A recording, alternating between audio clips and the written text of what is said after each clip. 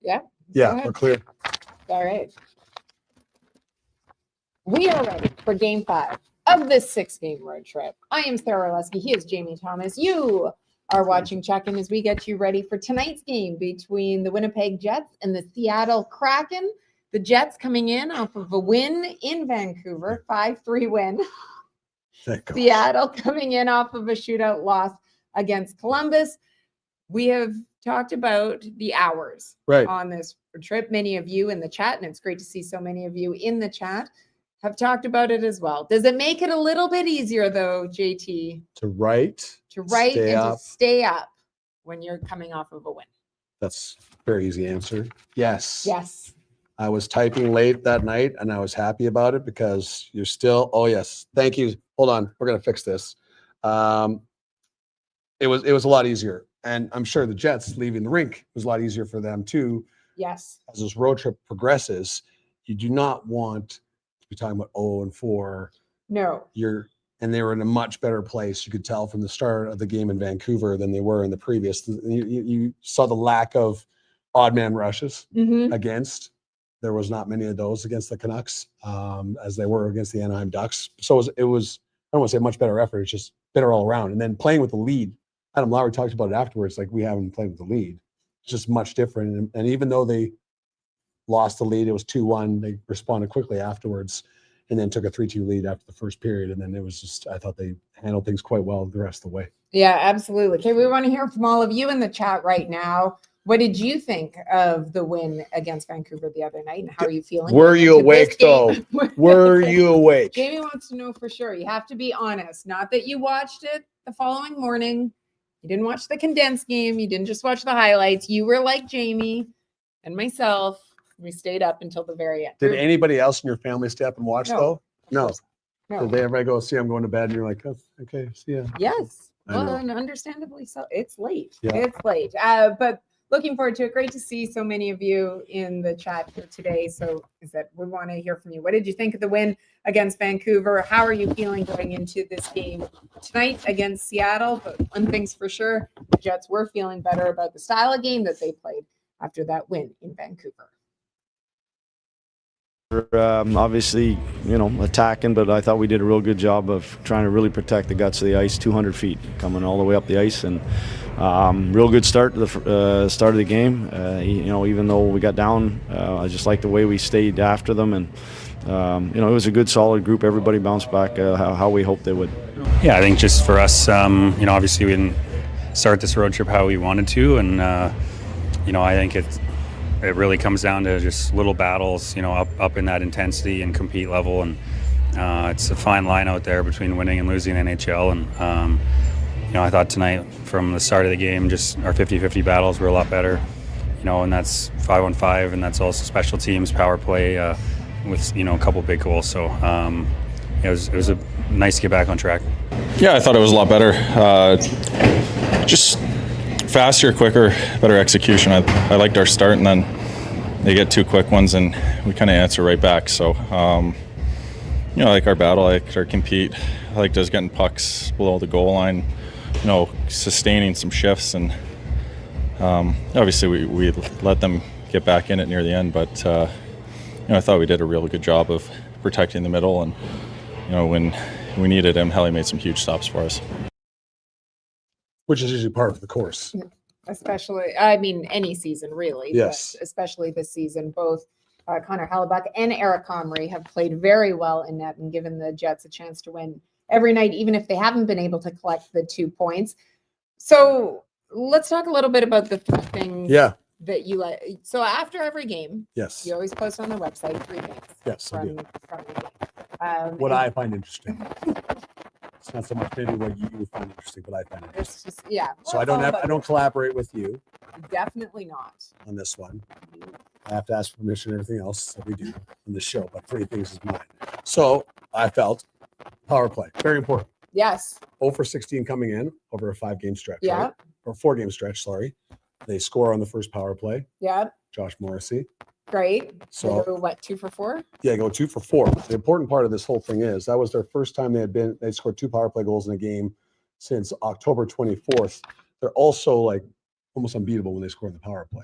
Absolutely. Yeah. And not taking anything away from Morrissey's goal. No, it was a nice blast. But let's talk about the second. Right. power It play came up goal. in the chat too, like the Velarde yeah. goal. It was something to see. So let's see that Velarde goal first. Just in case you didn't see Lethal it. on the backhand as he is on the forehand. Same as Kyle Connor. Nice job, speaking of Connor.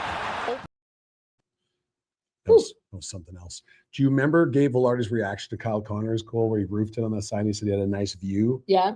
I'm not quite sure who had the view on that one, but watching it at home, it was something else. Yeah. So Josh Morrissey had the opening goal on the power play. Yeah. So you should ask, Josh, what did you think of that goal by Gabe Velarde? Yeah, it's pretty sweet. I mean, McDavid had one the other night, and I guess Gabe kind of had something similar. But we'll tell him they're the same type of skater. But yeah, it was pretty unreal. He's so crafty in the slot and around the net, and unbelievable play. One thing I like about Josh, he's got a little bit of dry sense of humor. Yeah. He throws it I in like there. that one. Yeah. Gabe Velarde and Connor McDavid are very similar in skating strides. In skating strides. That's what Gabe will be the first one to tell you. Right. That's the one thing he told us. One of his strengths is his skating. So I'm not surprised that that he skates so well. But that shot was tremendous, and the setup was good. So the way they were moving the puck around, it was like looked a lot like earlier in the year. Yeah. So that is a plus for the Jets. Now, there was a little bit of rumors here and there was going to be a visit from a friend. Yes. So how happy An were you to old see friend. Dennis back on the broadcast? Yes. Well, so your second point Yes. was Bang, bang. bang bang. Yeah. And it's ironic that Dennis Back was in the building for a bang It bang. was perfect. Like, that's poetry. Is there going to be a runway episode on the timing of Dennis Back? There should have been. Right. That, there absolutely should have been. As many people saw on the broadcast or on social media afterwards, Dennis Back in the house. He is enjoying retirement, spending a lot of time up in Kelowna, Right. but is enjoying retirement. And he came down, though, to watch the game. He still watches, 98% of That was right after bang bang. right after bang bang. So 15 seconds apart. Yes. Morrissey's and Niederreiter's. Yeah. Fastest goals apart this year by the Winnipeg Jets. You love it. So that was another important three things. And then finally, JMO leading the way. So Josh Morrissey, slower start to the year. And then there's absolutely no concern, because whenever I've seen the rosters rolling out for Canada at the Olympics, Josh Morrissey is there all the time, Right. consistently, almost on the second pairing without fail. And now he's like on fire. Yeah. 3 points the other night. He passed Brian Little, moved into fourth place all time on the Jets in terms of assists. So he's at 306 now, I believe. So he's been amazing. He's been the one constant on this road trip. Yep. Well, a guy you could just point to and go, okay, he's played very well. And again, Jets defense down to 5, which they've done way too many times this year because Hayden Fleury went down with an upper body injury. So Josh Morrissey and the rest of the defense core taking it on their shoulders, but JMO was tremendous in Vancouver again. Yeah, just behind Kel McCarr in terms of defensemen with points in the league. He's got 16 now, tied for second. So has done a tremendous job. And no surprise. You look at the injuries that they've had. You look at players, as you mentioned, that Right. that have been out of the lineup or that he's had to step up for, whether they've had 5 defensemen to finish the game or being without Dylan Samberg on that blue line as well. Consistency in his game. You need your leaders to step up, and certainly he's done that. There's almost like there's nothing Josh Morrissey can't do, just like our next guest. Oh, I was very happy that this gentleman agreed to join us today. I cannot tell you how many times I have texted James Duthie, many questions. And does he answer all of them? Yes. So first off, welcome to the show. Live from the Delta Hotel. Yeah. I have some glorious artwork behind me, which you can It's see. beautiful. I It's made like the Mike Johnson. Is that shot. why you took that room, James? Yes, I just Yeah. took it because I said, Orlesky and Jamie are going to have me on the pod, and I want the best decor possible. Winning again, as usual. How are you guys? Thanks for having me on. How's it Are going? you kidding? Thanks so much for joining us. Obviously, a very busy time of year for you. I mean, not that you're not always busy during hockey season, but when hockey collides with Grey Cup week, Yeah. And there's always soccer going on, seems right now too. So you're an author. So I mean, you're the busiest person that An author. I like to say with a British accent, an author. An author. Let's start with just this week, James. And if we go back to the beginning of it, Hockey Hall of Fame, and it's one of the great events that you host every year. And you look at the class that went in this year, certainly some of the biggest names in the sport and some of the most entertaining as well. Can you give us, just those that are watching, an idea of what that event is like for you and what you appreciate most about it? Yeah, it's very cool. It's weird because usually if you're backstage at an event, let's say an award show, a CFL awards or something, an NHL awards, there's quite a lot of people back there.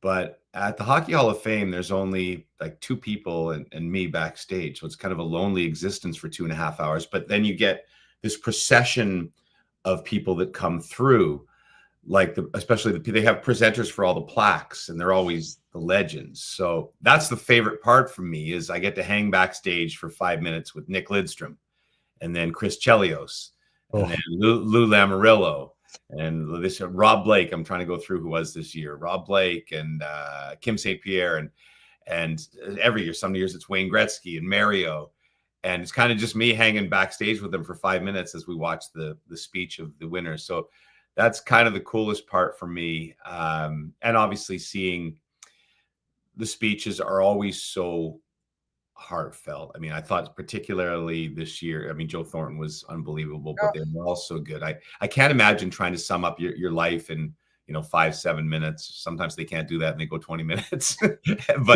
that's okay. What are you gonna do? It's their night. So yeah, it's honestly one of my favorite nights of the year, just because of that. It's we're so lucky to do all these things, but it's kind of pinched me when I'm sitting there chatting with these guys, and yeah, so it's fun. It's like the best seat in the house for a hockey fan. When it gets up to 10, 15 minutes, what's that reaction like in the background? It's not great. Like we are TV people, and we are put on a TV show. Very structured. For your listeners that don't know, they tell them they only have 5 minutes, and they're asked to turn in a speech that they can time. And sometimes they come in at 12 minutes. And so they go back and work with them and try to cut it down. But once you get someone up there, you have no control over them. For example, Jack Parker, who went in this year as a builder, the great coach from Boston University, he made a joke. I don't know if you guys saw it, but he made a joke early on about like not making a long speech. And then he went on for like 18 minutes. Because some people have them in teleprompter, but some people don't, and just start telling stories. And I mean, I love the guy's stories, but you have no control. But the record for the longest speech in the Hall of Fame, and it's not close, is Gary Bettman at, I think, 37 minutes. So Gary can never give anybody a hard time if they give a long speech, because he holds the record for by far the longest ever. It is tough though, monstrous, like I said. And one thing I would say, this is personally, I'm so happy for everybody that got in. I think 8 people is too many to admit in 1 year. I think it should be 5, probably 4 some years, make it special. And then you don't have to worry as much about the length of the speeches. If they want to talk a little bit longer, they should. Though, all the entrants this year were worthy. I think you could have spread it out a little further. And I've made that clear to all my friends on the selection committee. Bob McKenzie. You have his ear. I don't think I do, actually. But the reason you are in town is obviously Grey Cup is happening here in Winnipeg on Sunday. Yes. It is going to be a tremendous weekend and rest of the week here. There is nothing like Grey Cup week. You've covered it. I obviously covered them for a number of years too. So for those that are watching, that are within Manitoba and the Winnipeg region, I mean, if you have the opportunity to get out and participate in it, we highly recommend that you do. What is it that you enjoy most about Grey Cup week?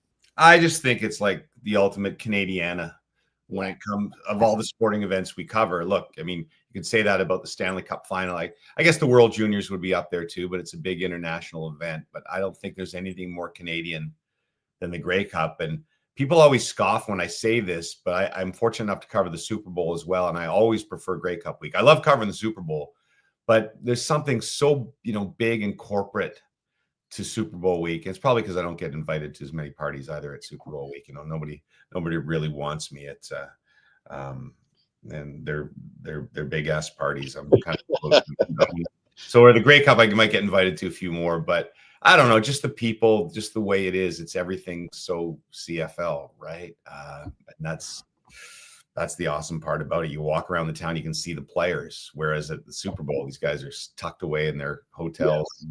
Not available. Like we were just at the pub next to the hotel last night, and Trevor Harris and about 6 of the riders were in there grabbing some food and chatting with everybody. So I just think it's everything we love about the CFL, right? It's just so homey and Canadian. So it's the cool part about Grey Cup clearly is intimate and interactive. That's the amazing part of it. You've also added, as you said, author, and you've written many books by this point. Tell us about 11-pound books, James. Just read another book, James. Can you throw up the photo, Caden, of James's latest book? That's right. Plug hard, you guys know. Yeah, it's certified. And no big deal. Forward written by Sidney Crosby.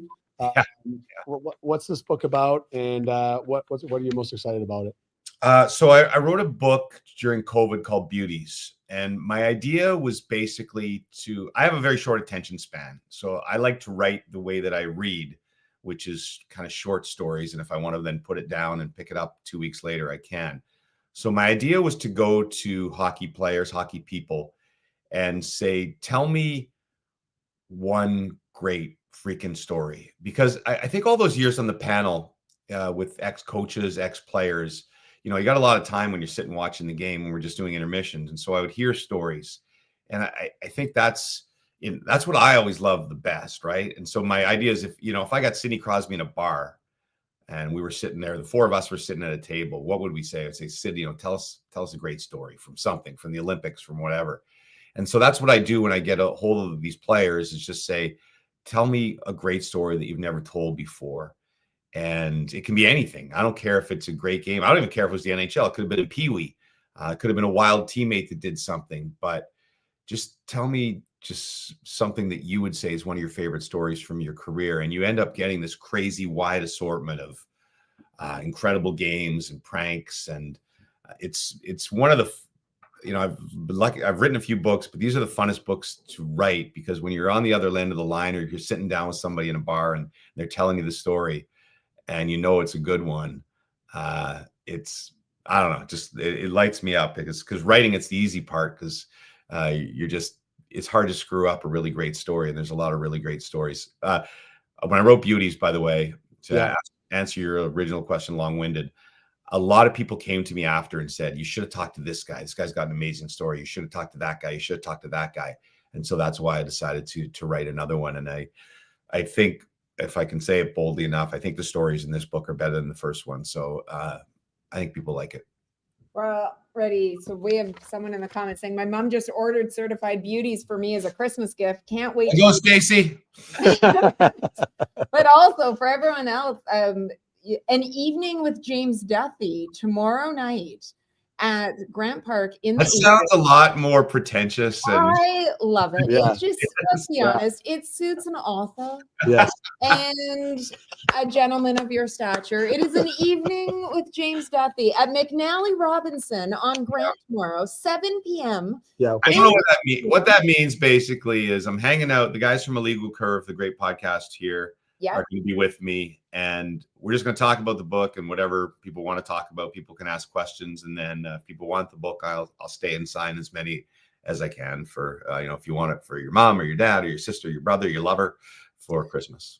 No judgment. Everybody deserves one. Right. Well, exactly. Whoever's on your list. Thanks for taking time out of your schedule to do the pod with us today, James.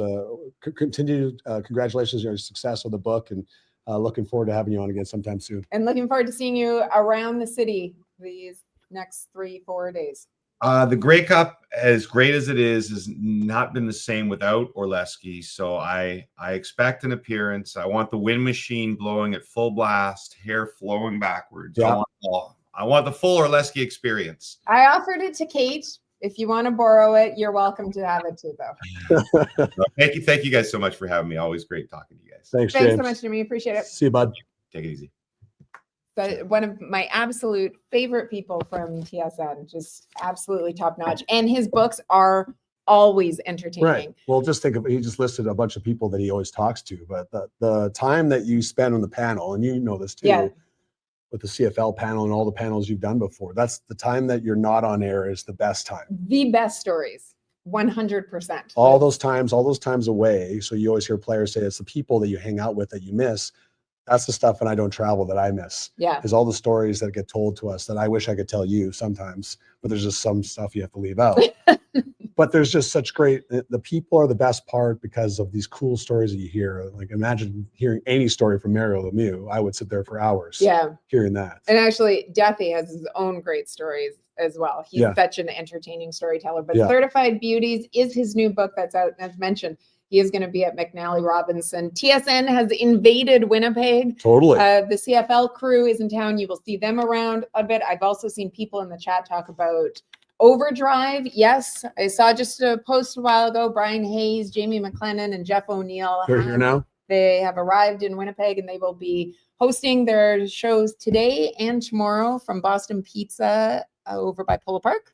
Like O-Dog and the St. Noodles, James location. also great storytellers. Fantastic storytellers. When they talk about, when Jeff O'Neill talks about, now it's left me. When he talks just about some of his experiences, either as a player or with coaches, even some of his Paul Maurice stories. Oh my gosh, his Paul Maurice stories are amazing. Pat Quinn, his impersonations, I die laughing. So hopefully it does that today. Yes. So anyways. You're going to be on the show, right? I am. I'm going to be. Have you been told your time slot? 3:25. I'm going to go over and hang out with the guys because anyone who knows me knows that I am a huge Overdrive fan. We're going to tape that, and then we're going to have highlights of it on the show on Saturday.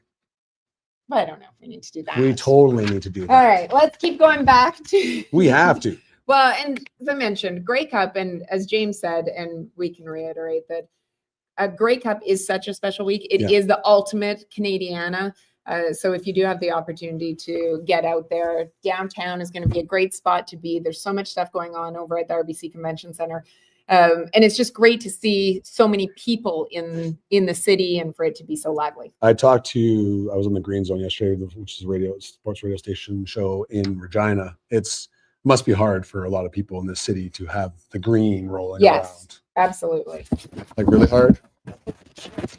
Because they actually went around and asked people who they're cheering. It's like 50-50. There was a lot of, unfortunately, I'm going to cheer for the Rough Riders. But I remember growing up, we would always cheer for the West. Right. No matter who it was. Even if it was Edmonton.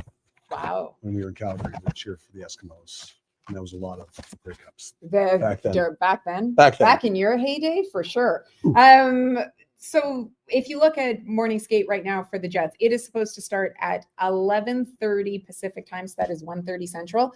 So we do not have any updates to be able to share for you as to the status of Hayden Fleury, who left game. Yesterday was an off day for the Jets. So we don't know what his status is. Perhaps if he's not in, could it be Colin Miller? He's played 4 games this season, or will it be Dylan Samberg? So here's why his paranoia is that if Fleury can't go today, that your concern is that. Because I just told everybody the other day, Cole Perfetti had not been involved in a lot of contact practices. So then that was always the system going forward of he needs contact to see if he can handle it, to go through it, and then playing a game. What happens in Vancouver the other day? I text you right afterwards. I'm like, Perfetti's playing tonight. Yes. We want to be breaking that news. Yeah. Not this. We're not quite sure. So these Pacific time zone games can go away. Yes. Anytime soon. Yes. But what we do know, Seattle sitting 4th in the Pacific right now, just outside. Cannot score though. Wildcard cannot score. No. They're 31st in the league scoring, but they do have points in 7 of their last 9 games. So they have found ways to get points. Last time, of course, these two teams met earlier this season. The Kraken shut out Winnipeg 3-0 here. Joey Decord did a fantastic job in net. Jaden Schwartz led the way in terms of the score sheet.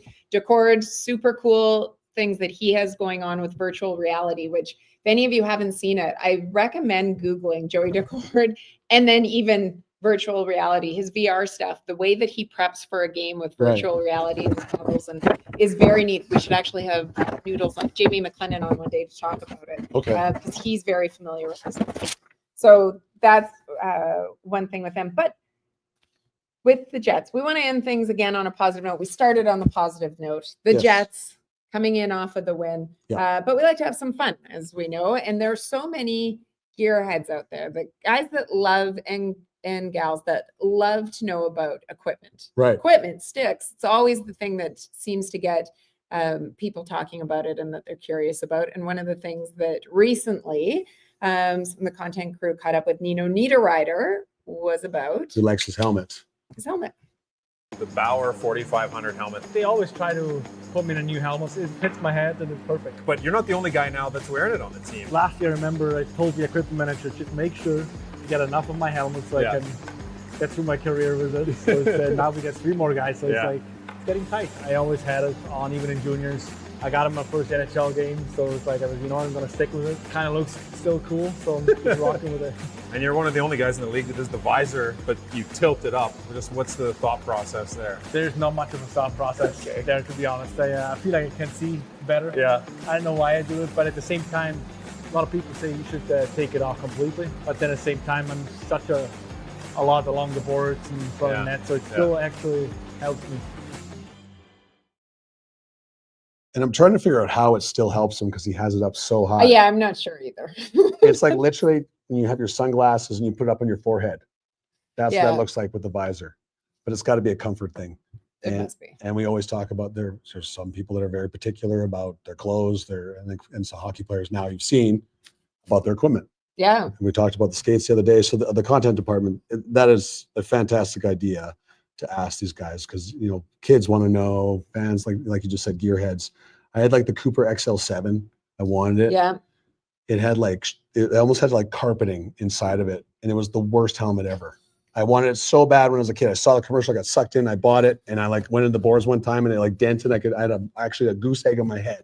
Really? That's how poorly it protected your head. Sorry, Cooper, but my mom's like, what about this great helmet? Because it was like $125. And that was expensive. Yeah. With the visor, of course. It wasn't. It's terrible. Well, that's what you get for having carpet inside.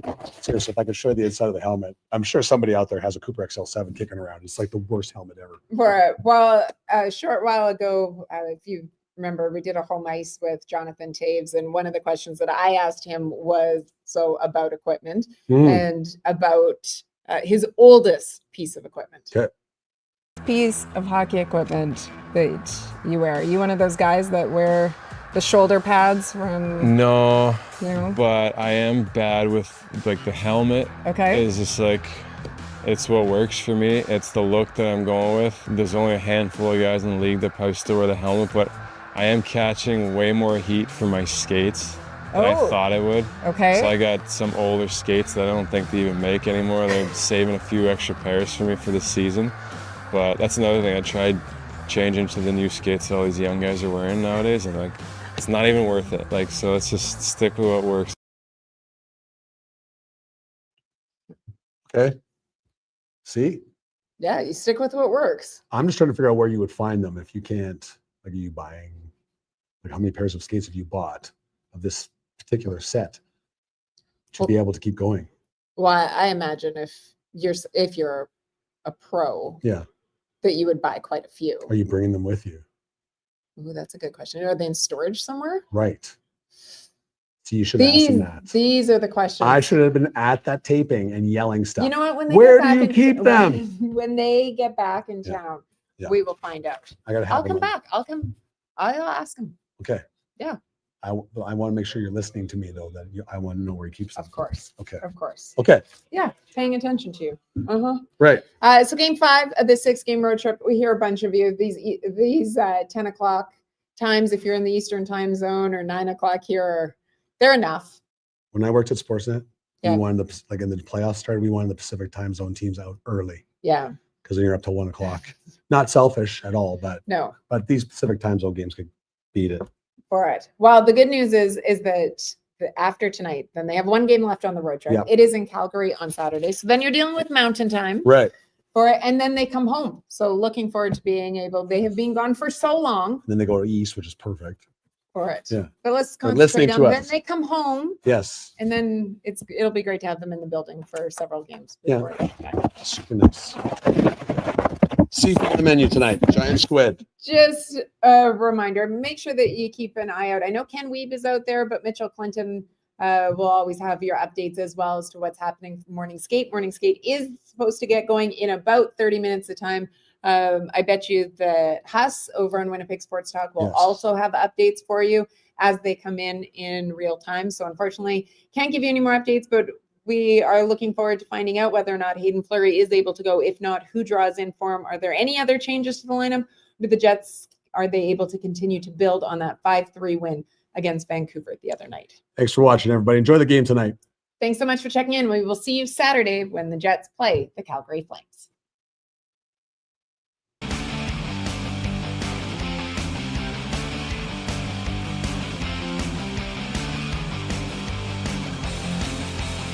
Love it.